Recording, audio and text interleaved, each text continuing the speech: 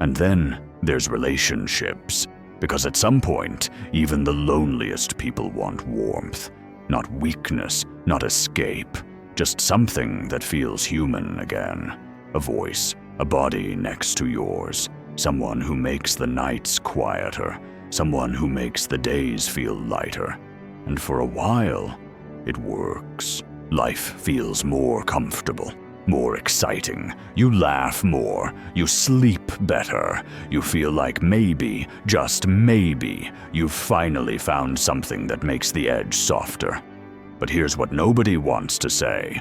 That fire inside you, that pressure, that restlessness, that hunger to become more. It doesn't disappear. It goes quiet for a moment, like a storm holding its breath. But it always comes back, because that part of you isn't loneliness, it's identity. And sooner or later, you start to feel it again. The tension, the impatience, the feeling that comfort is slowly turning into a cage. Not because the other person is bad, not because love isn't real, but because you weren't built to stop moving just because life feels softer. And this is where most people break. They choose comfort over truth. They choose peace over growth. They choose not rocking the boat, even if their soul is screaming. They tell themselves, "This is enough. I should be grateful. I shouldn't want more." But deep down, they feel it. They're not dying from pain. They're dying from stagnation. And that's a slower death. So they start to change.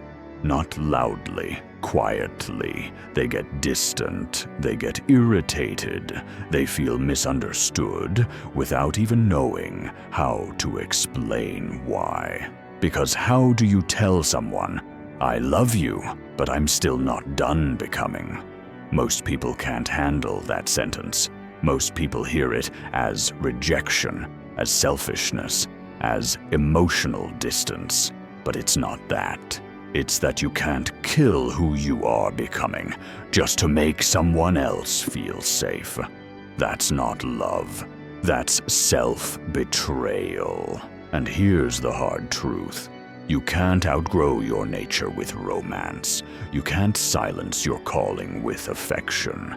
You can't replace identity with comfort. The only way it ever really works is when you meet someone who is built the same way, someone who understands what it means to feel restless in comfort, someone who doesn't ask you to slow down, someone who doesn't ask you to shrink, someone who doesn't confuse growth with distance, not someone who needs you to be smaller, but someone who is also becoming. Two people, two internal wars, walking in the same direction, not to complete each other, but to respect each other's fire. Because the wrong relationship doesn't make you feel alone. It makes you feel trapped. And the right one doesn't make you comfortable. It makes you stronger. It doesn't silence the storm. It teaches you how to walk through it together. Not as a place to hide, but as a place to refuel.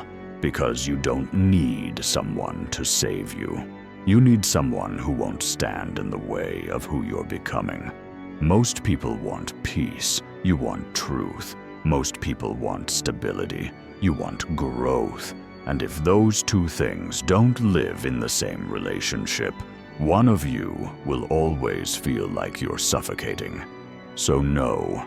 A relationship won't fix you, and it shouldn't. The right one will meet you where you are and walk with you where you're going. Not slow you down, not hold you back, not ask you to be less, but stand next to you and say, "I see the fire. Don't put it out. I have one too." That's not comfort. That's alignment. And that's the only kind of partnership that doesn't eventually turn into another cage.